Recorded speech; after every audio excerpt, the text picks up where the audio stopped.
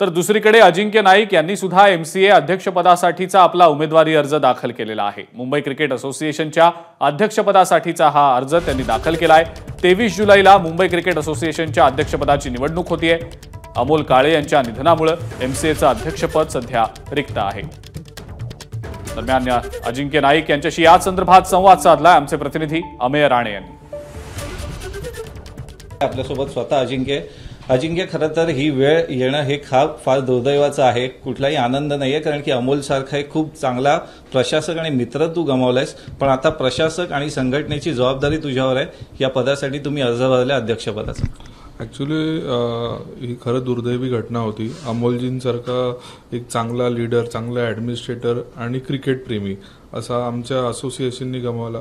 तर आमचे सगळे सिनियर मेंबर क्रिकेटर्स यांचं मत होतं की ही जी आमची एक प्रोसेस चालू होती, की आमचं जे काम चालू होतं, आम्ही अराउंड 8-9 चॅम्पियनशिप जिंकलो, रनर्स अप झालो, इन्फ्रास्ट्रक्चर वाईज असेल किंवा इकडे तुम्ही बघितलं लास्ट 20 महिन्यात वेगळे मोठे कार्यक्रम सुद्धा झाले आणि एक सक्सेसफुल रन होतं आमच्या ॲपेक्स काउन्सिलचं।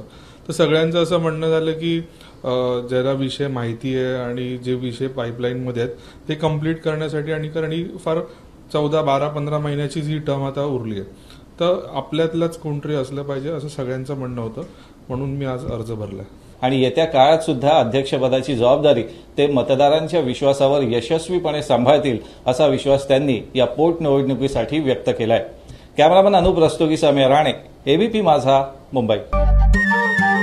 नमस्कार। मन शुद्ध तुझं ही वेगळ्याच प्रकारची मालिका तुम्हा सगळ्यांना खूप आवडली होती। याचा दुसरा सीझन कधी येणार अशी विचारणा झाली। प्रतीक्षा संपली आहे मित्रांनो, येतोय मन शुद्ध तुझंचा दुसरा सीझन। होई मन शुद्ध